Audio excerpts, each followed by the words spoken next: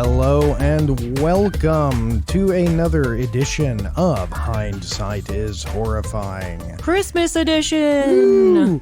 We are back with another Christmas edition and what is the last episode of the season. Yes, it is. It's been a fun one, though, hasn't it? Yes, well, yeah, it's been all right. I was about to say, we didn't get any scary, obscure movies, so that was a nice, refreshing change. Yeah, it's been all right. It's been relatively wholesome.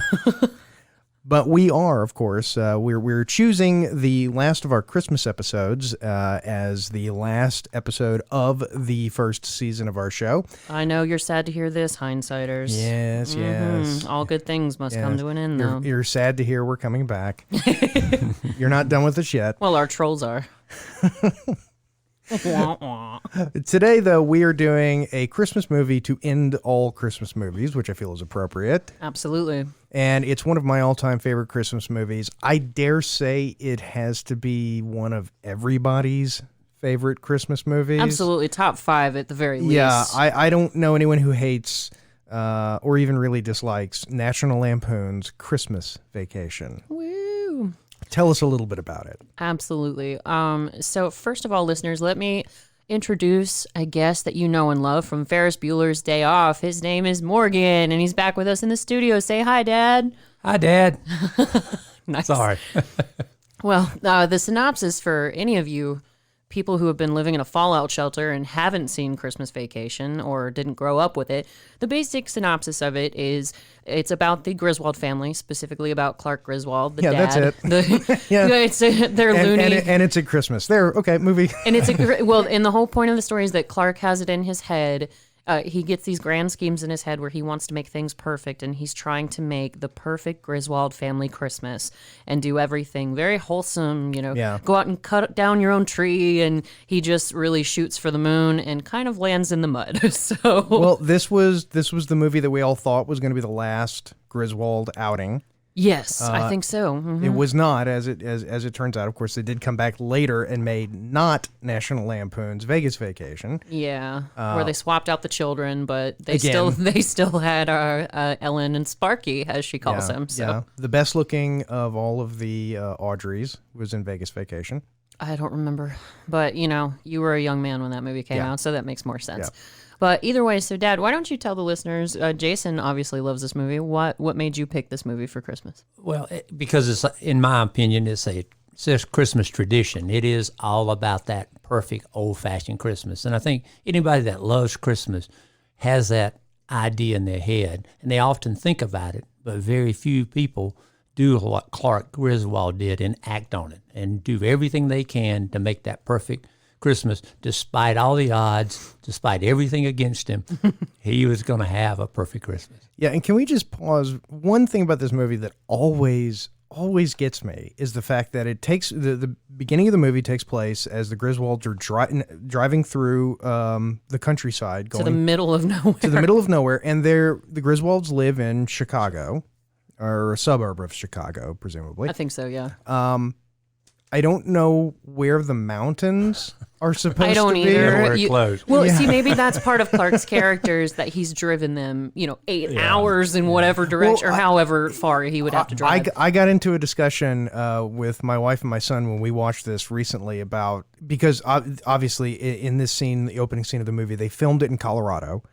And it's very obviously Colorado. They're driving down a highway surrounded by mountains and snow. It's it's not even like here in Georgia where it's like, oh, that's Kennesaw Mountain, right. And it's the one mountain we have in this Right. area. No, there are mountains everywhere. Yeah, they went to the most mountainy place they could. And the discussion was, is that an error, or did Clark drive them like 8 hours away? I prefer that theory because he's just so enthused, and he's got it in his head that he's going to create this perfect Christmas. And in order to do that, you have to cut down your very own tree. You can't go to a tree lot. And apparently they don't have any of those in all of Illinois. No, there are no pine trees growing in Illinois. That's the rumor. But what's really funny about this? Stunt driving right here. Oh yeah, where they wind up, for those of you who might not know, we're talking about how Clark sort of gets into a road race with these rude truckers who are tailgating him, and then he starts racing them and winds up underneath a log truck. Yes. Which is just about the scariest thing you can imagine happening on the road, minus those logs falling off, Final Destination style. So. Yeah. Well, and it's a great old piece of just normal stunt driving. You know, a guy in a car and a guy in a truck, and they coordinated it and they figured it out and they shot it. They and, actually made it happen. Yeah, it's not, and nobody died. no, they didn't. No computer Animation. Yeah, that's the word. That's the one. Yeah. He's our company. A fellow plays a guitar. And what's truly hilarious about this opening bit is, they've driven however far they have. They get in this road race. They almost die, and then they crash into a tree lot. But Right where they're supposed to be. exactly. But they're not there to buy a tree. They're still going to wander out into the wilderness and cut one down. Right.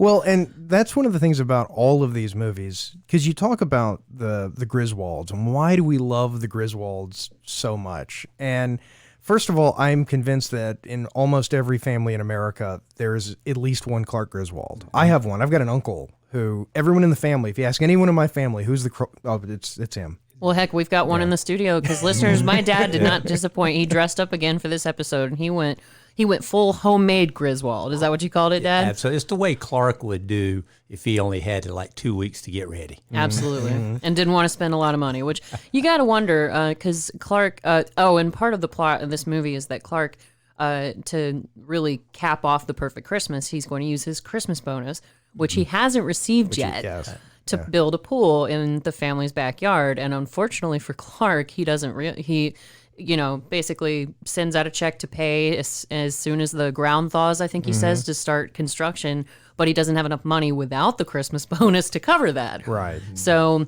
he's sort of he's putting on this front for his family and, we're going to sing carols and have eggnog and do whatever. And meanwhile, he's stressing on his own back burner thinking, where's my Christmas bonus? So that's kind of the major tension in the movie. Well, Clark is, and I want to come back to that because that's one of the reasons I think this movie is so well written. But the thing about Clark Griswold is that he's sort of like Charlie Brown. You know, one of the things I'm convinced that makes Americans is that we're the people who root for Charlie Brown. Okay. You know, we're the ones who we love this downtrodden. He's gonna kick that football someday. Yeah, right. we want him to win. We just come on, keep trying, Charlie Brown. And that's sort of like Clark Griswold against his own nature. He ends up winning in the end. You know, and you root for him the whole time, even though he's screwing things up because he just has this vision and dream of doing this really nice thing. You know, this with all these Christmas. Variables that are working against him too. Yeah. So, and he goes big. He always goes big. Always goes big. Go big or go home. Well, and they even make fun of them for that because the great part about the beginning is that he's going to cut down his Christmas tree, but he doesn't bring an axe or a saw. So then you see them bringing home the tree, and they've literally dug it up by the roots. Yeah. And also, I am convinced that Julia Louis-Dreyfus is aging in reverse. Oh, yeah. She's still, she's more beautiful somehow. I don't know. She looks younger now than she did when she made this movie. I think it has a lot to do with the hair. She had the big 80s hair going on for a really long time, and now they've smoothed it out or something. I don't know what it is. No, that's got to be it. Yeah, Todd, Margot. Why is the floor all wet, Todd? I don't know, Margot. See, this is typical hippies. You know, they go into a nice neighborhood. They bought the Murtaugh house from Lethal Weapon. Yes, that was in my research. You beat me to it. Shoot. That's gentrification right there. Riggs is somewhere around the corner with his collie dog, you know. And Georgie's riding down the storm drain. I do want to mention what you were saying earlier about the pool and him putting down the deposit and why I think this movie is so well written. Mm-hmm. It's a movie that is, and they do these today, you know, you've got movies that it's just characters doing silly things from beginning to end, and that's the movie. Mm-hmm. The difference is back then you had this plot that was, we established in the beginning that there's this pool that he wants to put in. Right. He's going to pay for it with his Christmas bonus. Then somewhere around the middle, we're reminded of that. And we're told it's kind of a through line. Yeah. And then that sets up the whole ending that brings everything home. And in between all of those, you've got all of the wacky hijinks. Well, in part of the wholesomeness, I think, is people genuinely loving Chevy Chase. Because one of the things I found in my research is that they didn't do any rehearsals for this movie. And it's because Chevy Chase had such a tendency to ad-lib that it made prepping for a scene pointless because it was going to be different every time. Right. And so that's not just Clark Griswold, that's Chevy Chase as Oh, Clark yeah. Griswold. And they do almost that, you were kind of alluding to that, Jason, almost the Caddyshack method of the through line of the check coming through and is it going to happen? But meanwhile, you get to watch these adorable hijinks of this ridiculous guy, but he never goes like full Jim Carrey or full Robin Williams. He's like a more mellow version of those kind of actors, and I think that's why more people really gravitate toward these kinds of films. And it's funny you mentioned Caddyshack because the through line in both of them is Brian Doyle Murray. Yes, whom I didn't recognize when I watched Christmas Vacation as a kid, but then I was like, oh my God, it's Brian Doyle Murray. What are the odds? Caddyshack reunion. Yeah, it kind of feels like individual scenes from Saturday Night Live. You know, just you never know exactly what's going to happen, and I'm sure that's the way it was on the set. That who knew what? I don't even think Clark Griswold knew what was going to happen when he started the scene, and just kind of went with it. Which makes it really impressive that they were able to edit it together into such a cohesive, because it's very cohesive, Yeah, there are no gaping plot holes. No, there's no plot holes. But speaking of Saturday Night Live, we've already mentioned 3 of the veterans of SNL that were in this movie. The 4th that we're missing is Randy Quaid. So it was like a Saturday Night Live reunion too, Randy Quaid. Yeah, between Julia Louis-Dreyfus, Brian Doyle Murray, and Chevy Chase. All of them did their time on Saturday Night Live. So much to say about Randy Quaid. My God, he steals the show. In that's difficult to do when Chevy Chase is your leading man to be the maybe most memorable character. Yeah, and then he went completely insane. What do you mean, Randy Quaid? Oh yeah, Randy Quaid. I don't really know. I never really followed him that. Oh, Randy Quaid has many legal problems. Many. Oh, okay, yeah. I thought you meant was doing crazy projects or something. I didn't know what direction you were going in with that one. So no, I don't think he's done a project in a very long while, unless you count the video that he posted where he was acting like he was having sex with someone, and it was weird. It's on YouTube. Oh, super. I won't be looking that up, and I probably won't be putting it in the show notes either, Hindsighter, so don't worry about that. Oh, and here we have Chandler Bing's boss from Friends, who works alongside Chevy Chase at the firm. Yeah. Oh. Bing! The one who slaps him on the butt all the time, and Chandler doesn't like it. Yeah, he's a recurring character on Friends. But this is where you see Brian Doyle Murray, this big, important boss man. Yeah, with a great mustache. Oh, yeah. Great mustache, but he's only like 4 feet tall, so is he really that intimidating? Well, I don't know. I mean, he's Bill Murray's brother. I don't find either of them intimidating. Well, true. They're just funny. Yeah, they are funny. I think Brian Doyle Murray, I think he could come off as intimidating. Because, I mean, I've worked for somebody like that before. It's like we've all had sometimes called the short guy syndrome. Mm-hmm. Napoleon syndrome. Yeah, we've all worked for that asshole. With Chevy Chase though, I do wonder, because he is by reputation a fairly difficult person to work with. I think that really happened in his older age, though. I don't know that I've always heard stories about him being too much of a diva, but he did have a meltdown on someone. Well, a couple of years ago. That was on Community. Yeah, he left like this long voicemail. I think it was on Dan Harmon's voicemail. Billy Eichner on Billy on the Street. He did a game with Rashida Jones where he was reading different celebrity meltdowns, like the one Christian Bale had on Terminator, and he read Chevy Chase's too. And it was long, drawn out, and curse word ridden. It was intense. Yeah, I love the fact that Clark Griswold is always flirting with someone. He's not going to do anything about it. Someone? I thought it was just the department store girl. No, because we've got Christy Brinkley she's in all of them. Okay. She in the first movie, in National Lampoon's Vacation, she and he go swimming. But there was a car scene. Yeah, the car scene. Yeah, and then they went swimming. Yeah, and then she shows up in European Vacation, but I'll be honest, I hate European Vacation. That's the least memorable. It's kind of like of the Ernest movies. That's the least memorable one for me. Yeah. I'm not really. It's got the most irritating Audrey.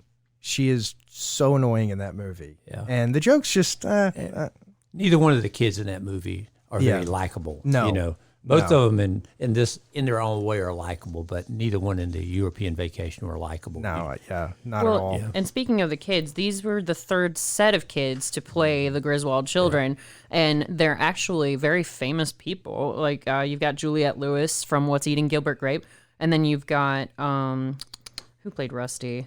Oh, you know who it is. No, I do. From The Big Bang Theory. Yeah, exactly. Leonard from The Big Bang Theory. I'm looking up his real name. I'll find it in a moment. But yeah, they both went on to have pretty good careers. Yeah, yeah. I also can't believe I just said the words. Johnny Galecki. That's his name. it, Johnny Galecki. I can't believe I said the words "The Big Bang Theory" without immediately breaking off into a half-drunk curse-laden A Chevy tirade. Chase ridden tirade about the bare For naked those of you ladies who don't know, I hate The Big Bang Theory. and the bare naked ladies because you're a heathen. Yeah.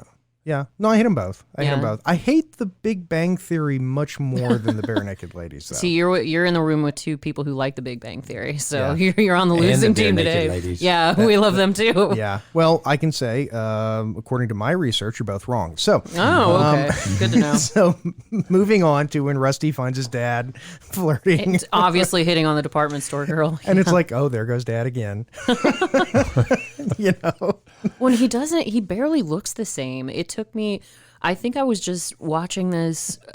Can't see the line, can you, Russ? You sure can't, Dad. Can't, Dad. And he has that Scooby-Doo sort of, uh-oh, my kid's right there. But then we start to get the whole family. Oh, you got to have your "It's a Wonderful Life" reference, obviously. Yeah. If your studio has the rights to it, then yeah. Yeah. Yeah.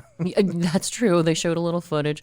And you get this really ominous descending tone of the doorbell, and it just gets lower and lower because the in-laws have arrived. Yeah, and the thing is, they've invited the family to stay with them for like a month. It's not just a couple days. I mean, they're there for a long time. Yeah, the timeline did confuse me that way because you do see him opening the advent calendar Yeah. doors, and they're there for a while. It's a long time that these guys are there. Yet when Eddie and Katherine show up and they're like, "Oh, it'll be tough to leave when we ride out of here the next month," and Clark spits out his eggnog, you're like, "Well, wait a minute. So everybody else is staying just as long?" Like, I don't know, but that's a long time to have visitors of any sort. Yeah, but everybody else's shitter's not full. Yeah, that's true. Yeah. And they don't have a dog named Snots. No, who's got best Mississippi Leghound in him? Best just to let him finish. Oh God. The whole family though, the cast of the Griswold and the Beverly D'Angelo's. Yeah, I don't remember she's what her just maiden Ellen. name is. I don't know what either. Ellen's maiden name is. I'm but- looking at it and it's like, you've got cousin Eddie Johnson, so I guess maybe Johnson, because Eddie and Katherine are both Johnson. That's their last name, but that doesn't mean that. Yeah, but I Ellen's thought last name- Catherine's the cousin Eddie married in. Yeah, Eddie married into Yeah, the family. so he's Ellen's the not a cousin-in-law. Johnson. Catherine's Yeah, the yeah. actual relative. So I don't know. I think we're spending too much time on that. Yeah. But yeah, you've got You got Betty Boop. Yes. Yes. You do. Yeah, Who recently? Not recently. Not Who am I recently. thinking recently? Yeah, no, not recently. One of the cast recently passed away. I can't remember exactly who. But I don't know. George relatively recently. Burns was supposed to be in it. Really? Yeah. And it's pretty obvious which character he was supposed to be. I mean, Yeah. for the listeners who aren't aware of this, who was he supposed to be? He was Uncle Lewis? Uncle Lewis. Yes. Yeah. I figured that's where you were going with that. Couldn't think of his name. Yep. But you have Betty Boop. You've got You've got the mother. Here, I'll give you the cast list, but you have the mother from Everybody Loves Raymond. You've got who else? John Randolph, who's been in a bunch of stuff. Diane Ladd. Arguably the great Diane Ladd. E.G. Marshall, Doris Roberts. I mean, it's just William Hickey. And an unexpected player that most people don't know is linked to The Princess Bride, because Julia Louis-Dreyfus's husband or boyfriend in the movie, he's played by Nicholas Guest, brother of Christopher Guest. That's from Christopher The Princess Bride. Guest's brother. Yes, I never it knew is. that. Uh-huh. So you've got a lot of pretty big hitters in this movie, to be honest. Yeah. Well, I think by this time it was they had two outings. They were both very successful. They were going to throw some money at it. Yeah. And they were going to take their time with it. And they really, it's a great adaptation of what was it? The Christmas of '57. Was that the name of it? Yes, I do have the 59. 59. Christmas of 59. Well, that's what they pull out in the movie, actually, when Clark gets the films out to reveal it's titled Christmas 59, but John Hughes wrote, it was based on a story called like Vacation 58 or something. Yeah. And by the way, just real quick, if I am right, and they are right now on TV watching the Thanksgiving Day parade, that means that the family is going to be there from Thanksgiving To Christmas. Solid month. Yep. Which is a little bit of a storyline blip because you've already done the Advent calendar started. Advent calendar starts. Oh yeah, that's true. December the 1st, and then they're showing the Macy's Thanksgiving Day parade. So, well, that is weird. It is just a little. I wonder if it's not the Macy's thing. Maybe it's like another parade that they have in. Maybe it's the Chicago parade that Ferris or- Bueller crashed. Who Yeah, knows? maybe it's the German Heritage Parade. Yeah, that one. Oh, no, but you guys were right. Hughes' story was Christmas of 59. It was a follow-up to his original story, which was Vacation 58. So you're right. Yeah. I got that goofed up. But yeah, I think I ask my dad this every year when I watch Clark put those lights on his house. I was like, Dad, do you really staple that many damn lights to your roof? I guess if you're putting up 12,000. 40,000 twinkle lights, however whatever many it is. Yeah. They're not twinkling, Clark. Thank you for pointing that out, Dad. Yeah, and it is amazing to think how much easier this would be nowadays with LEDs. Yeah. Well, this is one of my favorite scenes here with the ladder because, Clark working by himself, I do that a lot. I find myself quite often in situations where, it could go one way or the other, and thank goodness up to now it's always gone the right way, and you just kind of go with it. So, and you always sort of think, well, that was dumb. I'm never doing anything like that ever again. And the very next year, it's like you have amnesia. Until the next time. That's right. Up on the roof again. And you can't ever let your wife know who told you on the way out the door, you should have somebody with you. You're going to hurt yourself. I'll be fine. I'm all right. I'm fine. I'm young. I'm agile. Beverly D'Angelo. Love Beverly D'Angelo. She's great. She is great. And it's weird that she's not in a lot more stuff, because I've seen her in a few other movies, but the only thing that I can say off the top of my head that I can name is the Vacation series. I'd actually have to look that up. So let me page Dr. Google and see what I can find. Yeah, but she's great. She's beautiful. She's talented. I mean, well, and she's kind of the quintessential wife, like in Will Ferrell movies. He always has an inexplicably beautiful girlfriend or wife, and you're like, how on earth did that happen? I think the Clark, Griswolds make a nice couple. Don't get me wrong. Clark is considerably better looking than like a Will Ferrell type, but at the same time, I think Beverly D'Angelo is a Chevy tad Chase out would of his agree league. with Would he now? Yeah, I'm pretty sure. I'm willing to bet that.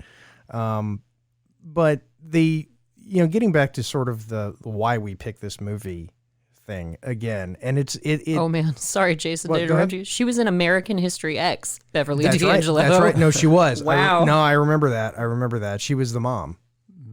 Okay. Yeah. I was- can't recall, but that's Yeah. another movie that she was in at least. Yeah. But so back to why we picked the Not film. a Christmas movie. American History X. Very, very not. No, Christmas that's movie. why I was surprised to Yeah. read it. Very well. I mean, she was in. She's been in horror movies. She's not like a comedic actress. It just so happens. She's a very good straight man for Chevy Chase to play off of, Yeah. for sure. Yeah. And this part right here cracks me up because when I was a kid, I always thought that Todd and Margot were such pain in the ass neighbors. But now that I'm an adult, I'm like, God, I would have murdered Clark Griswold for all this stuff that he did to my house. I mean, can you imagine living next to him? Absolutely not, especially with the lights being like, because he pretty much shuts down the city generators, turning on all of his Christmas Yeah. lights.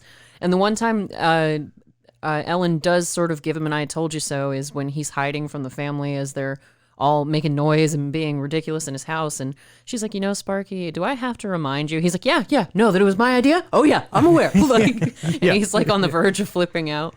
Well, because that's the thing about Ellen. Ellen is the other half of the Griswold couple, and she's a very important other half. Oh, yeah. Clark couldn't exist without her. No. He would destroy himself. He'd float up into In the the sky.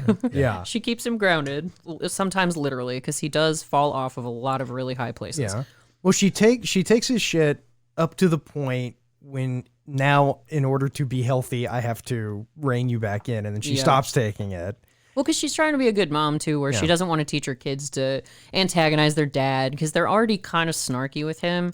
Because even when Rusty, they're all outside and the lights aren't working, and Chevy Chase is like, well, Russ, I guess we need to check all the lights. Oh, shoot, look at that. It's past my bedtime, and I've got this paper due, and I got to slap the hogs and feed the dogs and do all this, and no. Well, it's great, too, because Rusty does that thing where he looks at his wrist like he's looking at a watch. And he doesn't even have one on. And that's a Chevy Chase bit from Saturday Night Live.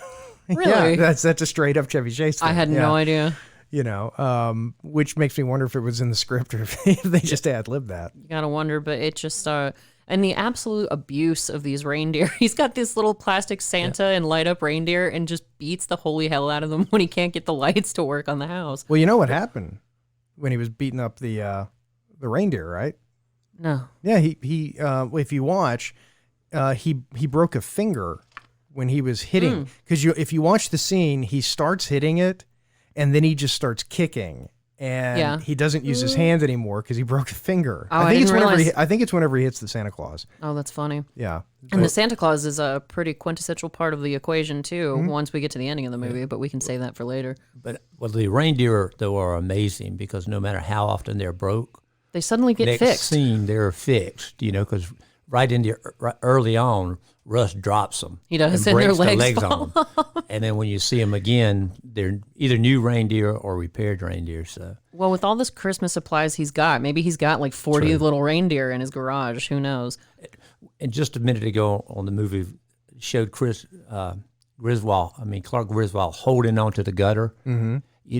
I was looking through stuff, and last year somebody put up a Clark Griswold dummy on their gutter. And 911 got called, thinking somebody was. They sent a big rescue truck, and it was just a take on the. Yeah. So I guess as a movie, you made it big when somebody decorates their house that way. With you, well, and as a normal person, because now my neighbors in my neighborhood, they have a Spider-Man on their house inexplicably for Christmas, and I've seen the one weird. I've seen one where the Grinch is on the roof, but across the street from the studio, there's a Santa Claus hanging. Right when you pull out, if you look straight across on one of the apartments, there's a Santa Claus hanging out there. Yeah, but see, but that's the difference is that with Clark Griswold, I can see somebody being alarmed because he's dressed like a normal human being, whereas with the Grinch, you're like, oh, it's the Grinch or Santa Claus or whatever. Yeah. But that's funny that somebody actually decorated their house with a Clark Griswold. And it's funny that talking about the reindeer, it's completely within Clark's character. Even with the whole thing with the deposit and the Christmas bonus, for him to go to the store with his credit card and buy new reindeer every single time. Yeah. Well, because that's what he does with the Christmas tree when it gets destroyed by Uncle Lewis later, because it's just this chain of events that slowly just degrade his Christmas, where Snots the dog is drinking the water out of the base of the tree, so it dries up enough for Uncle Lewis to light up a stogie and literally set the entire tree on fire. And not even on fire, it literally just goes up in one big whoosh of flame, and that's it. Doesn't set the house on fire or anything, it just turns to ash. It's an Acme tree. Oh yeah, and an Acme cat, and an Acme squirrel. God, just like the shenanigans in this house. Yeah. Why didn't they all go to a hotel? That's all I can think of. After a certain amount of incidents, I think they would have, unless they felt like they were being rude, maybe. Who knows? Yeah. Yeah, but if you again, you got to think about that perfect old-fashioned Christmas where everybody's there and everybody's singing Silent Night at the same time. Yeah. And they're just all, not the way it works out. And also, too, and it always strikes me just how incredibly beautiful the Griswold house is. Oh, yeah. I mean, they live in like the prettiest house in the world. And, and it's, I'm trying to remember if the Home Alone house is near here, because it is, isn't it? That one's actually in Rhode Island in real life. Oh, that one is? Yeah. Okay. It is a big deal. That people actually still go see it. It's like a big monument that people still drive by and visit and stuff. But that one's in Rhode Island, if memory serves. See, and one great thing about a movie like this is that you're laughing the whole time, but then there's this one scene where Clark has gone up into the attic. Yep. And, it's funny, he gets trapped in the attic, but he starts watching the home movies of Christmas from when he was a kid. And I swear to God, every time I see this scene, it gets me. You fog up a little bit. Me too. Oh, yeah. Absolutely. Yeah. I mean, it's every like... time. Get a little misty. It's so poignant because that's the whole thing. And it's a brilliant, from a screenwriting perspective, because it informs Clark's motivations so much. Oh, yeah. You see the spark of inspiration for the whole wholesome family Christmas. Plus, you have Ray Charles singing in the background, too. Oh, That's really... Yeah. The music really adds a lot. But I have to ask, not to take from the seriousness of that, it always confused me. I think I asked you this when I was a little kid, Dad, when he falls through the ceiling into Rusty's room. Why doesn't he just climb down through the hole after he's already broken through the ceiling? Well, it was just a small hole. He didn't want to make a big hole. Yeah, I guess you don't want to make it worse than it already is. But the attic, has he just not got a finished attic? Because he's like walking on these 2x4s that he's placed all throughout the attic. Is that what the back in this day when this was 89, attics weren't finished. That's exactly the way most attics were. Yeah, just had to the point where they just don't even have a floor.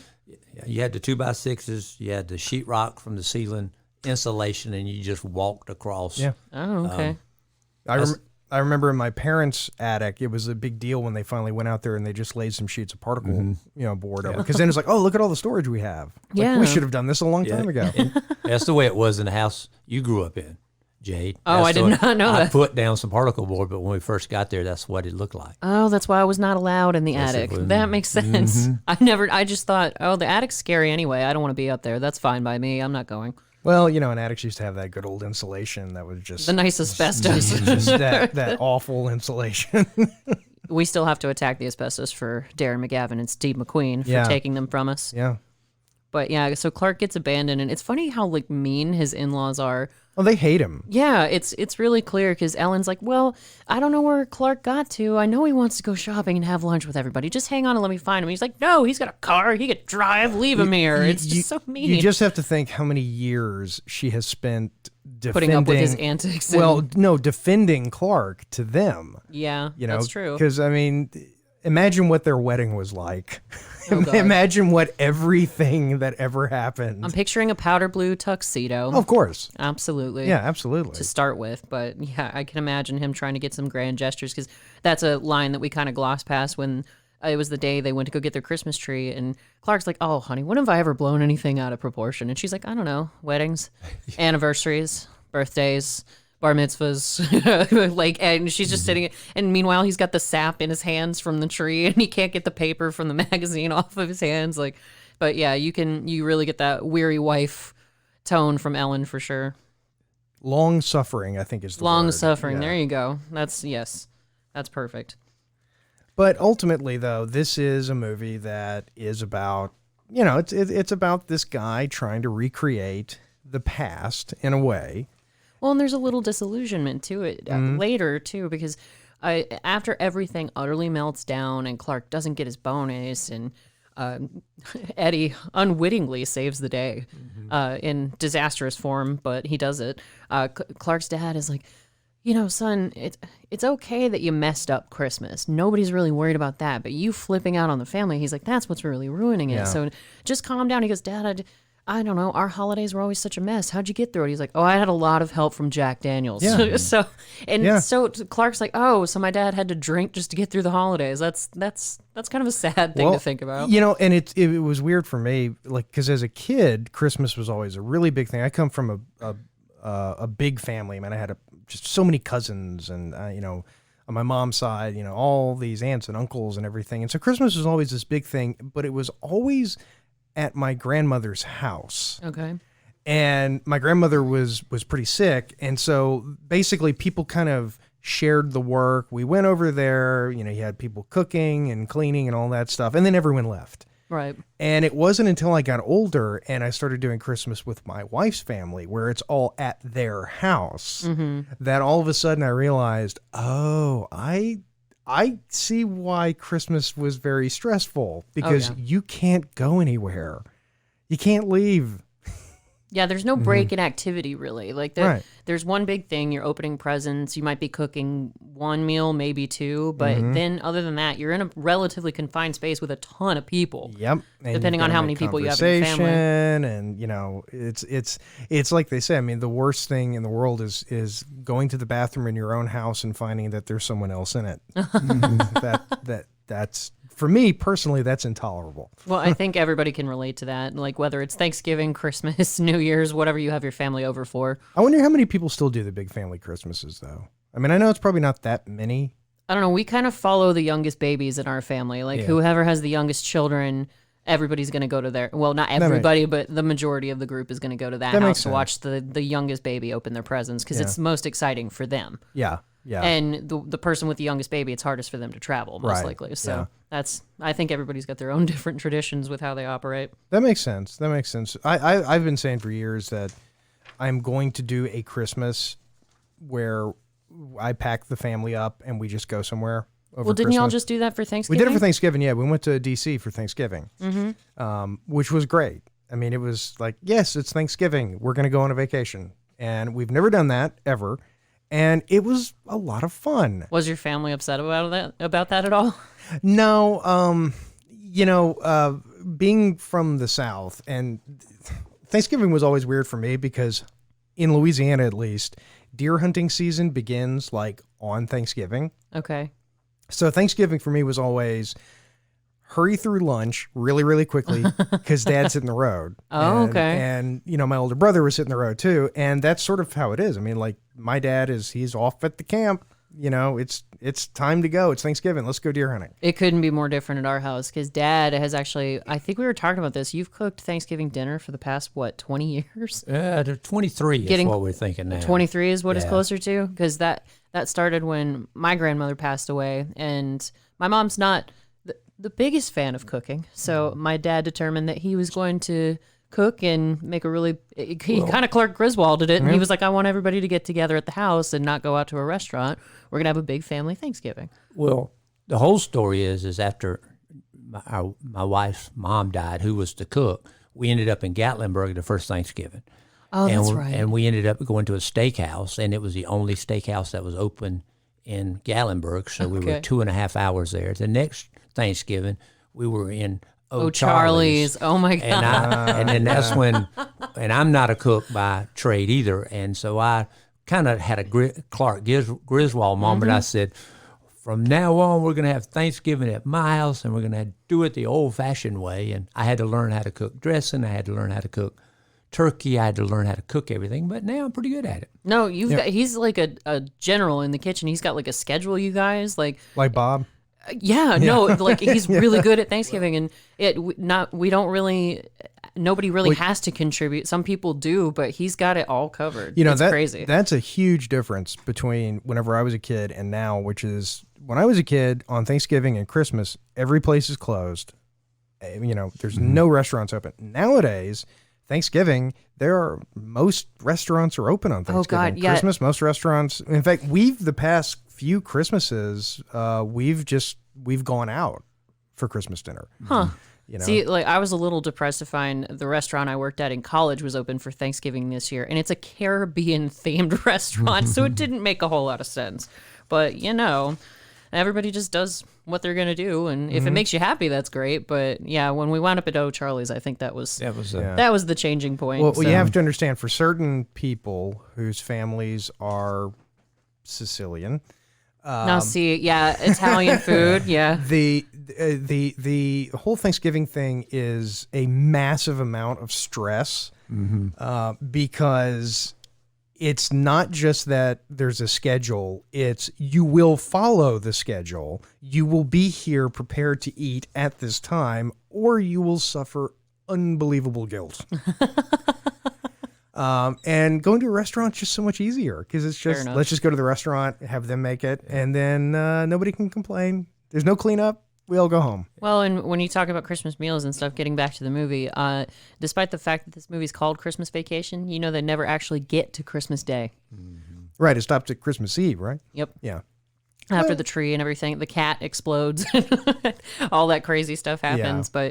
But this is kind of the beginning of it. Clark keeps getting these little sparks of, oh yeah, this is why I'm doing this. This is that wholesome feeling I was searching for, because he spent all day looking at all the twinkle lights, trying to investigate which one's like putting the switch out. And is that an outdated thing too? Like it used to be, if one little twinkle light was out, the whole strand was out. But they don't make them like that anymore, do they?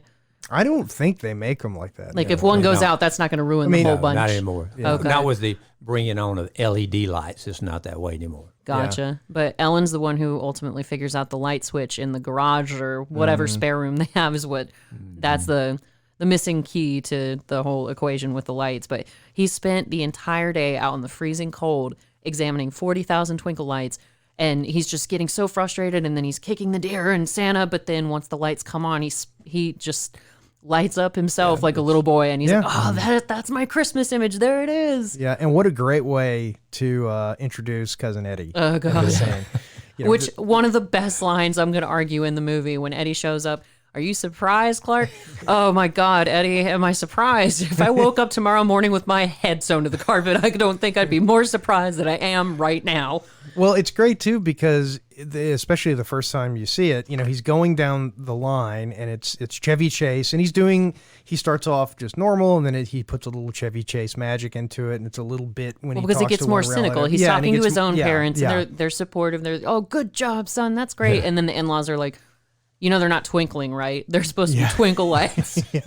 Thanks for noticing that. And then there's Eddie, and it's just there, and it's a great introduction. It's a really well written movie. And Randy Quaid just absolutely nails the role of Eddie. I personally can't stand Eddie. I kind of hate his character. He I love Eddie. He annoys I the hell love out of Eddie. me. Well, that's why they gave Eddie the sequel. Did you know there's a sequel to this movie? I've heard, but I didn't look too hard into it because when I start hearing about more sequels with different characters, Yeah. it depresses me. Yeah, no. National Lampoon's Christmas Vacation 2, Cousin Eddie's Island Adventure. Well, there was a sequel with Larry the Cable Guy, too, apparently.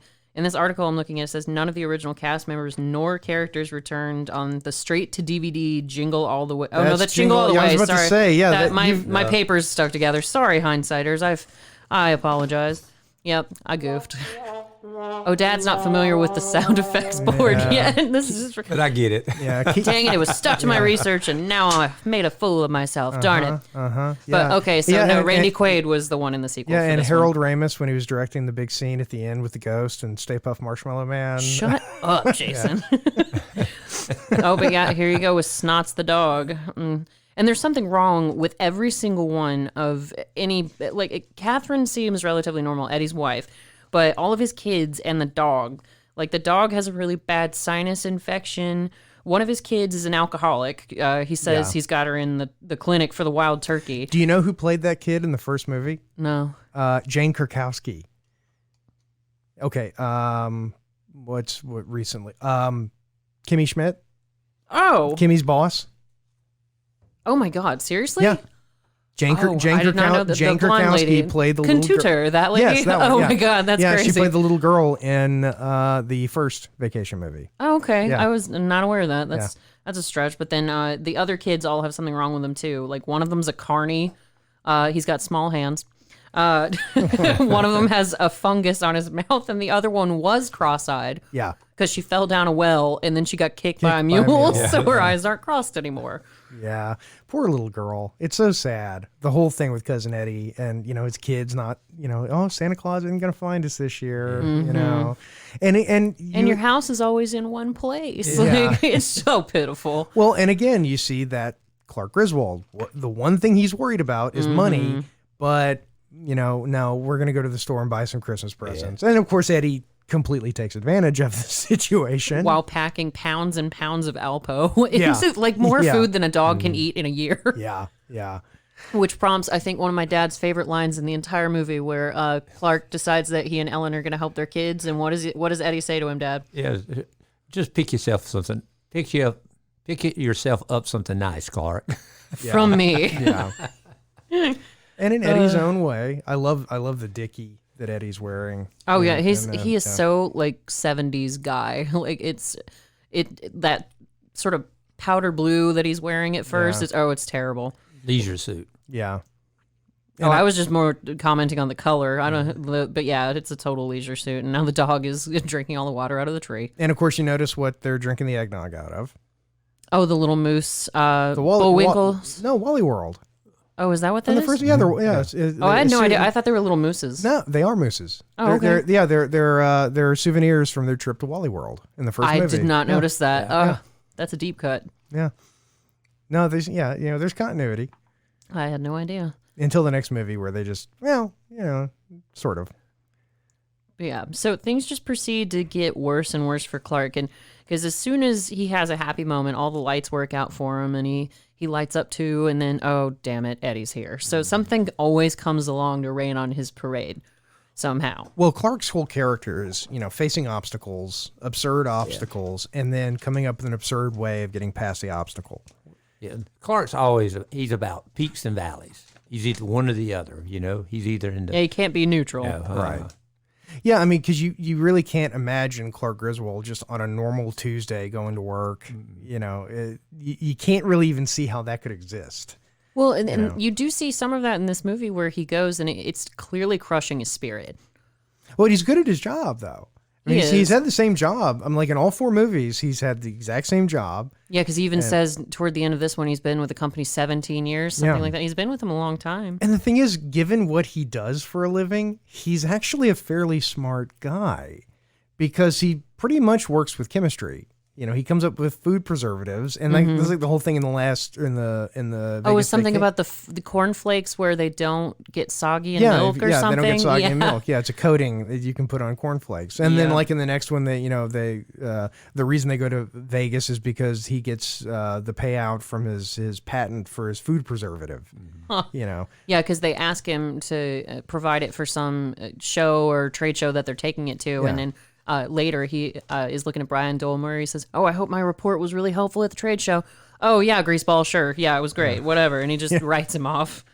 Yeah, so, I mean, he's not an idiot. He's a smart guy. He makes good money. He's in a very nice house. He's just a little naive and it's just a little silly. When he's allowed to be himself, it goes off in just the weirdest directions. Yeah, he's got to have some reins. Yeah. Like Santa's reindeer. And in this scene here where Clark is... oh, yeah, this is what I was talking about. Yeah, where he's given the gift to Brian Doyle Murray, and you notice that all the other gifts that everyone else has given their boss, it's the exact same gift. And it's a desk set with like a pencil holder or a pen holder and something else, and like a tape dispenser. Well, and he's got such that typical like power boss sitting at a huge long table in a conference room with 3 phones. Get me somebody on the phone. Get me somebody else while I'm waiting for that person on the phone. Like, well, that's what's weird about this is it looks like it's his office, but it's obviously a conference room. Yeah, but they get rid of the chairs to make it just look like it's a desk for him. Yeah. I mean, it works.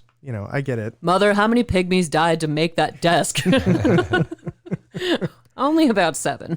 Yeah. But, yeah, and apparently Clark, he gets closer and closer to snapping with his boss because at first, when he sees the parade of guys in the office behind his boss, he's trying to be nice, but he's like, Merry Christmas, and none of them are acknowledging him. Oh, Merry Christmas, kiss my ass, kiss his ass. Like, and he's just sort of mumbling it and Happy not Hanukkah. going, Happy Hanukkah. Yeah. He doesn't go overboard, but, and this is a great movie, too, or moment, too, with the sled. See, I actually think this is the one scene I would cut out of the movie. It doesn't really move the story forward. It doesn't fit, it's not funny, and it has the weirdest line in the whole movie. And it always stands out whenever Clark goes to, and this is the scene where Clark goes sledding and he puts the... this is a chemical that he came up with at work that makes the sled go faster, so it does fit that way. Yeah, but whenever he goes off and he has the whole thing, it cuts back to Randy Quaid, and Randy Quaid goes, bingo. And it's just the worst line, and it doesn't make any sense. It doesn't fit anywhere. Well, maybe that's because before he sleds down the hill, Eddie's like, oh, yeah, I used to have this metal plate in my head that I got in the VA, but then they switched it out for a plastic one, and I'm not going to go flying down a hill because if I mess up this plate, my hair's just not going to look right. So he's got that, but maybe that's the ending of Eddie's argument. He sees that Chevy Chase almost dies going down the hill, and he goes, see, bingo, that's what I was trying to tell you. That's how I always took it. Maybe, I guess. I don't know. It just might be a bit of a stretch. I almost feel like they pointed the camera at Randy Quaid and they said, okay, say this. Okay, say this. Okay, say it. And like and they just use which one and worked then they best. just went through and whichever one they went. Yeah, that's the best one. Just put that line in there. For me, this scene and then the one where he's in the department store are the two that don't fit. You don't really need either one. I mean, you don't need either one of them.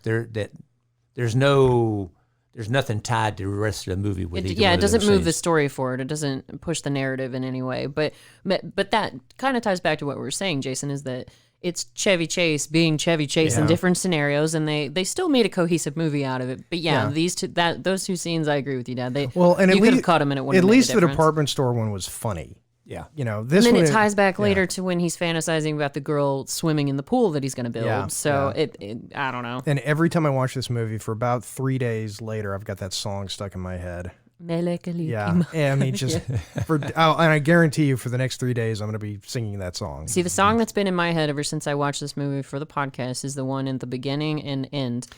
Hip hip hooray, it's Christmas vacation. That's my favorite one. That's an interesting thing to bring up, is that the intro to this movie is an animated sequence that has absolutely nothing whatsoever to do with the movie. Mm-hmm. Nothing at all. Nope. Other than the fact that at one point you see the word Griswold. Yep. On the check, on the list. Yeah, and that's it. And it doesn't have that. It doesn't have Holiday Road. Anywhere in the movie, which is sad. It does have Here Comes Santa Claus when the SWAT team is breaking into the Griswold house. But I mean, Holiday Road is I love the scale model of the swimming pool with its little spring, its little diving board attached to it. That's the next thing I'm learning how to do, is how to make fake water like that. Oh goodness! That's there'll be plenty of pictures, and I'll make sure to talk about it endlessly on another episode. Because, Dad, in case you haven't looked around our studio, it's filled with scale models, which is Jason's big hobby. Yes, and you can find him on Instagram at The Bad Modeler. Don't you mean little hobby? Oh, see, I got one. There you go. Oh, you can't balance it out with a rim shot. Anyway, but yeah, there's Chandler Bing's boss again, same coworker who, and they have to bring it back to this. Oh, hey buddy, did you get your check in the mail yet? And he's like, well, my kid said that they couriered something over to my house earlier today, so hopefully that's my Christmas bonus. Nothing like wait until the last minute. And of course, people didn't have cell phones back then, so his buddy didn't just text him as soon as he got to the house and go, "You won't believe this. It was a what was it, Jelly of the Month Club?" Yeah, they get a Jelly of the Month Club subscription for a year. That's a really big pool that he wants to put in there. Well, the model doesn't look that big, and maybe I just don't understand the scaling of it. But when he's fantasizing about the pool and he sees the whole family, it's like an Olympic-sized pool. Well, and also it's funny that somebody spent the money on that model because it's just a square pool with a diving board. And it's like, did I need a model? No. I can kind of imagine what that's going to look like. Yeah, it's just a square. Just make sure to dig it. This whole dream. I love the idea that Clark's dream sequence and his daydream sequence get hijacked by Cousin Eddie. Oh yeah, he's got to poison the well somehow. But he fixes it. Yeah, the department store lady shows back up and almost shows up naked. And what's great about it is that whenever she shows up and it cuts to Clark's face, Chevy Chase looks surprised. Yep. It's like, it's your daydream. It's your fantasy. You just were surprised. It's like, it's brilliant. And it's just, him imagining the hot girl swimming in his pool. But then that also gets hijacked toward the end by Cousin Eddie's kid, Ruby Sue. Ruby Sue, thank you. Yeah. And she's just got this little country accent that's utterly inexplicable. There ain't going to be no Santa Claus. And it's like, okay, did they make her? Yeah, because I was like, Eddie doesn't really talk like that, and neither does his wife. But she's this poor little Oliver Twist character who Santa Claus isn't going to come and see her. She's supposed to be poor, and in the 80s, if you were poor white trash, they always made you Southern. Oh. Always. Even though they live in... Is that like how all the Italians were evil in 80s movies? Yeah. They were like mafia bosses and stuff. And that stereotype. They live in Nevada. Just outside of Las Vegas. Yeah. So I guess people in Nevada have accents. I thought, Eddie lives in Nevada. Eddie, okay. I was like, I thought Eddie and they lived Katherine in Chicago. and the kids. Yeah. Well, they live in a trailer right now, and home is wherever the trailer is. Yeah. Well, actually, I'm trying to think though, because in the first movie, when they go and they visit Katherine in the first movie, I'm trying to remember where they were in that one. It doesn't matter, but she just has the inexplicable. This is it's gonna bug you. This is the Griswold cinematic universe. We have to know. Gotta keep it cohesive. If you leave Chicago, go into Wally World, you'd go through. Yeah, you would go through. Yeah, it'd be one of the ways. So I think I love that you know that. Yeah. And then in Vegas Vacation, they certainly live just outside of Vegas. So Okay. Yeah. See, I don't remember Vegas Vacation that well. Christmas Vacation is the one I remember the best. I absolutely love Vegas Vacation. I love every moment of that movie. I'd have to rewatch it. Especially Mr. Papa Giorgio. I love Mr. Papa Giorgio. But yeah, like you guys said, getting to the movie again, it's those highs and lows because Clark is being kind of, borderline inappropriate with his fantasy of the lady in his family pool. And then he has this wholesome moment with Ruby Sue where, she thinks that Santa's forgotten about her. And he's like, no, I've actually seen Santa. He comes to our house every year. And he basically promises the kid, you can expect something on Christmas. It's going to be okay. Yeah, and and she says too they didn't get presents last year either. Yeah. It really is genuinely sad. The movie does have these little moments where you tear up in the attic scene with the old family films. Then you're like, oh, these poor children. It does have a few moments, despite the fact that it's a comedy. Where and it always gives Clark the opportunity to remind you that he's a good guy. Yeah, well, and that's what it's there. Yeah. It's engineered toward that. Yeah. I mean, it's part of his character. Again, we root for Clark Griswold. We want Clark to succeed. Oh, yeah. In the end, we want him to have his Christmas. Yeah, he's our Jimmy Stewart. He's the hero of the Christmas story. We want him to be happy and with his family and get his dreams, for sure. Yeah. And he does, more or less.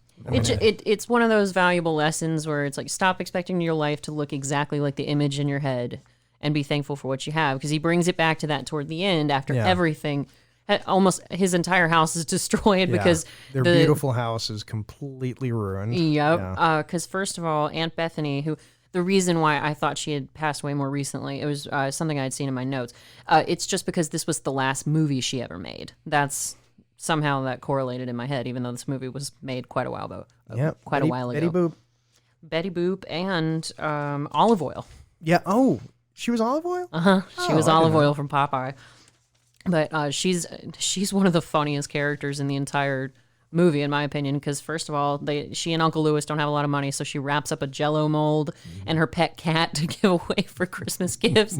And the cat, unfortunately, meets his demise when he's chewing on the Christmas lights and then gets electrocuted because he pulls the lights out of the socket, but then somebody plugs them back in and the cat explodes essentially into the carpet and destroys the chair that it was under. Yeah. Lots of animal antics, especially with the Rottweiler. What does he say? He's just yakking on a bone. Yakking on a bone. Well, don't feed him from the table, Eddie. Oh, no. He's probably just nosing through the trash.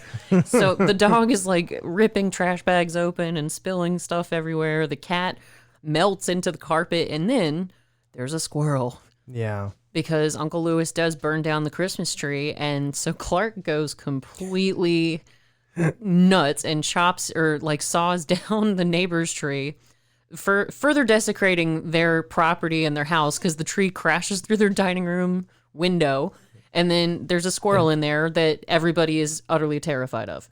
And don't forget about him fixing the banister too. Oh yeah, fix the newel post. Yeah, and that's sort of. This movie does have one of the most just everything wraps up nicely at the endings where they're nice just Christmas and where it's all of this stuff happened, but he's fine. He's not going to go to jail. He's fine. I'm not going to press charges. Well, and he does get that cake topper moment where he says, you know what, this season isn't really about bonuses or presents or anything. It's about the spirit of Christmas, and that's the lesson of the movie. Yeah, which is easy to say once you've gotten your bonus. Yeah, exactly. It's very easy to say that. Once you know that check isn't going to bounce, that's a big relief. And that is, I mean, I like the fact that the movie isn't, it's not preachy. It has the message. It's wholesome to without it. being overly overly preachy. Yep. Yeah. I'm with you. Because in a weird way, I mean, a lot of people can identify with the Griswolds. I mean, Clark's a hardworking guy, wakes up every morning, does the rat race thing, wants his Christmas to be nice, and just everything he tries blows up in his face. It is a lot more relatable than, say, It's a Wonderful Life, because that's very Christmas Carol, where, it's an existential... Ghost of Christmas future and past, and what my life would be like if I wasn't in it. Well, look at another movie that we did, Jingle All the Way. I mean, you can't. There's no. No, that movie's not relatable at all. You're not going to wind up in a parade with a turbo pack that you're a jetpack. Yeah, exactly. It's sort of okay. Well, I can see forgetting to buy your kid the toy, but then everything else from the, But that movie's really more geared toward children, whereas you can, still appreciate the Griswolds as you become an adult. Oh yeah, more so, I think. Absolutely. Especially the more family Christmases you have, because that's the thing. The movie does a good job of reminding you that old Christmases were absolutely wonderful and at the same time so horrible that you had to drink to get through them. But they were both but they were both. But you know, but people lean toward catharsis and happiness. They're typically not going to carry the bad memories with them. They want to remember the good stuff. Well, a very wise man once said, the thing about nostalgia is that nobody's nostalgic for anything bad. Right. No. You know, and that's the beauty of it. Nostalgia is you look back, polish off all the stuff that wasn't good, and there you go. Kind of like Clark watching the video in the attic. You know, if something bad starts to happen, you cut off the video until it's over, and then you pick it back up. So you only all your memories are of the good stuff. Yeah. Right, you're not trying to preserve anything bad. But speaking of which, apparently the squirrel that was in this movie, the one that was supposed to be in this movie, they had a trained one that was running around the house. Speaking of the stuff that you don't want to remember, the studio tried to cut out where the cat died because they thought that was too dark. But then the squirrel that was trained for the movie died the day before they were supposed to shoot. So they just had to get a different squirrel for it. No, but no animals were harmed in the making of this film, Hindsighters, so that's a relief. I wonder if it was murder. The cat murdered the squirrel. Someone wanted that squirrel gone. It knew too much. Its training was too powerful. But yeah, so, I mean, speaking of which, we've kind of covered the vast majority of the movie. It is a very long movie, and it goes over our recording time. So all that to be said, because it's almost, 2 hours long? Yeah, just about. I mean, we've been almost an hour in, and we're just getting to Bethany. Yeah, Bethany and Lewis showing Lewis, up. Yeah. And God bless her. You do love Bethany. Oh, she's great. Because Lewis is too. Oh, yeah. Lewis is great too. Well, because Bethany, they ask her to say the blessing, and she ends up, leading the Pledge of Allegiance over the turkey. And then start singing the Star Spangled Banner when the sewer blows up. Yeah. Which that's the ultimate full circle story, is because Eddie is pumping his chemical toilet from the trailer into the storm sewer. And Clark alludes to that in the beginning. He's like, oh, looking at a crisp, clear morning and the sight of an idiot. Asshole. I wasn't going to go there. But the sight of that idiot pumping his chemical toilet into my storm sewer, and I pity the guy who lights a match 10 feet away from it, and guess who does it? Yeah. But Uncle Lewis with his stogies, which sends the poor abused Santa Claus up into the air, and it just looks like a little rocket, and the kids are like, look, it's Santa Claus, it's Santa Claus. And Clark goes, no, it's the spirit of Christmas. And but Lewis gets blown across the front yard, and luckily somehow doesn't die in the explosion because it's a Lampoon movie. So, although it's not a movie. In two of the movies, elderly people did die. I'm trying to recall what. In the first movie, Ellen's aunt died. Okay. Because they had her strapped to the top of the car. Oh, I don't remember this. I need to rewatch and these. then, what's his name? Abe Vigoda in the Vegas Vacation. He pretends to die, or he because they have the whole thing at the end where they're out of money, and they Abe Vigoda wins, and then he gives the money to them by pretending to die, but then it's sort of like maybe he really did die. I was about to say, I really don't remember this. You need to watch Vegas Vacation. I do, evidently. But and we do come full circle too with the boss, because Chevy Chase does get his bonus thanks to Eddie kidnapping Brian Doyle Murray and wrapping him in a nice little Christmas bow and bringing him to Clark, which leads to one of the most famous scenes where Clark, or actually this is before, where Clark is just like, you hear every bad curse word because he's insulting his boss, and apparently that took a lot of planning, because Chevy Chase had the crew sort of around him with all these different cue cards, because he was still, I think, kind of ad-libbing it. But they had to give him something to work off of, because that's a really long speech and it's a lot of random insults. Yeah, and it is very interesting that they do sort of a the way that Cousin Eddie goes off and does the kidnapping of Brian Doyle Murray. It's sort of like when Thomas Becket was assassinated, because you have the king just saying, would no one rid me of this turbulent priest, and you have idiots who just go, hey, he wants us to go kill this guy. And so they just go and do it. And then the king's like, whoa, I didn't. Oh, God, That's not what I was going for. But... So, Clark Griswold just basically says, it's all that asshole's fault. It is. And then Cousin Eddie just says, oh, okay, well, I'll go fix this. Yeah, and it's a very Amelia Bedelia moment where, Dad, these are books from when I was a kid, where Amelia Bedelia was a maid who took everything too literally. So the lady of the house would say, hey, go dust the living room. And so she'd fling dust all over the place. And that's Eddie. He just takes everything so literally and it goes exactly to the moment what Clark says. He's like, oh, yeah, I got him wrapped in a bow and everything. So, well, remember, Clark does say of Eddie, his heart is a lot bigger than his brain. Yes. And to which he said, thank you, because he thought it was a compliment. That means a lot to me, Clark. Yeah. Oh, but I was wrong about the cue cards. It wasn't even ad-libbed. They just actually had to have the cue cards up so he could do the long-winded insult all at once. That's what it was. He didn't make that part up, evidently, which surprises me since he ad-libbed through most of the movie. Yeah, there are limits even to Chevy Chase. Don't tell me that. Yeah. You're crushing my dream. Oh, and the poor dried-out turkey. But, so yeah, like, what other points do we need to talk about in this movie that were super classic? Because I think we've touched on most of them. I mean, that's really, as far as the movie itself goes, it's not a movie that you can really judge based on how good of a movie it is. It is no, transcended. It's not that kind of a movie. Yeah, it's transcended that into this Christmas institution that I guarantee you, I've seen it every year at Christmas for ever 20 years. Probably. Yeah, it's a long-standing tradition for most all of us. Yeah. Yep. The only time because we used to watch this movie every Christmas Eve, and then my dad would go Clark Griswold again and read The Night Before Christmas.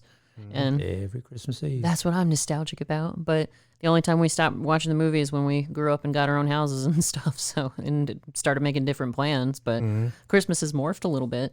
But so to that end, Dad, did we ask you to do the Alf to Seinfeld scale the last time you were here? Do you remember that? No. Okay. I do not remember. So the way that scale works, and for any of you listeners who might not be aware, is we really look at movies and how they flip in our perspective from when we first saw them. For me, it'll probably flip more than it does for either of you, because I would have been very little when I first saw this movie, whereas you guys might have been a little older. But the way that it works is Alf is the very worst on the scale. He's the 0. Because you watch him when you're a little kid and you think he's the funniest thing ever and he's so goofy and you love his antics. Then you grow up and realize that Alf is kind of garbage. Whereas Seinfeld, the way I felt about it when I was a kid, I was like, what are these boring adults talking about? They're talking about how they don't like people talking to them at the bank, and it seems so boring. But then when you grow up, you're like, oh my gosh, that's one of the most clever shows I've ever seen. So it's all about how your perspective flips as a kid. So for you, if this movie has a perfect score, it's actually going to stay dead in the middle, like if it hasn't changed at all. So where would you put it on that kind of a scale?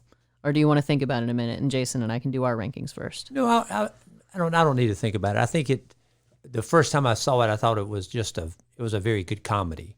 But every time I see it, it goes up a little bit in my ranking, because it is a clever movie. It is all about that old fashioned Christmas that we all want. Even if we're by ourselves, we want that old fashioned Christmas. So every time I see this movie, I enjoy it a little bit more. So it was. So if that's a 0 to 10 from Alf to Seinfeld, whereabouts would it stay on the scale for you? Oh, around. See, it's not that easy, is it? It's not. No. I would have to give it a 7. Because that's the same as you gave Die Hard. Yeah, well, because it's better, and every time I watch it, it gets a little more special. So it's not a huge improvement. Okay. It's not like, I didn't care for it, now I love it, so it's a 9. I always liked it, but it's every year the more, especially, having a kid, and, you see yourself becoming a little bit more like Clark Griswold every year. And then eventually Uncle Lewis. Yeah. If you live long enough. Yeah. So it's a steady improvement. So I'm going to give it a 7. Okay. I'll give it a 7 for the same reason. And there's the reason behind that is because when I was a kid, or for a long time when I was a kid, we did watch this movie every single year. And it took me a while to get to an age where I started understanding the bits and the jokes a little bit more. So it stayed level for me at a 5 in this nostalgic part of my brain. So it had a perfect 5 for a long time. But now that I'm older and I get all of the jokes, even the ones that I probably shouldn't have been allowed to watch as a kid, it actually improves it for me and makes Clark more relatable, like you said, Jason, because when I was a kid, I was just like, oh, he's such a good dad and lights and he's funny and he's falling off the roof. But now I'm like, oh, wow, he's actually trying to make this a wholesome, happy event for his family. So that just improves it for me. So I'll also give it a 7.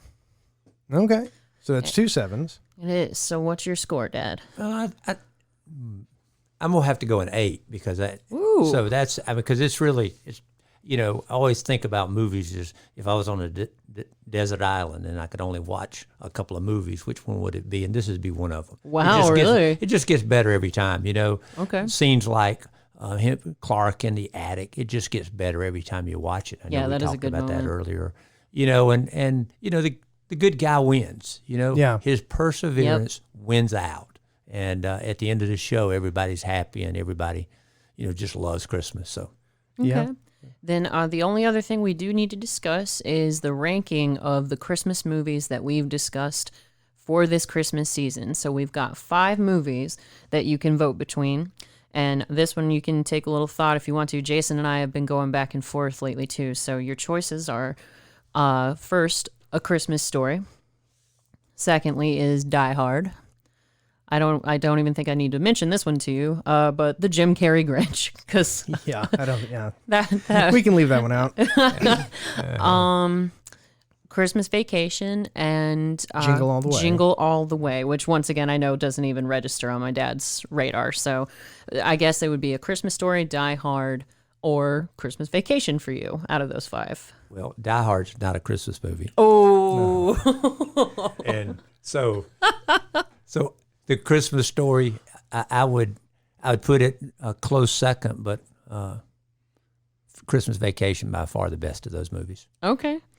All right, Jason, moment of truth for you and me, because I know Die Hard was up there, and we were Yeah. sort of debating between that and Christmas Story. So what are you going to, I those 5, I think you're still on the same 3 like my dad. Like, Yeah, I mean, I voted Die Hard twice, and then I voted Christmas Story. I think you voted once. Die Hard.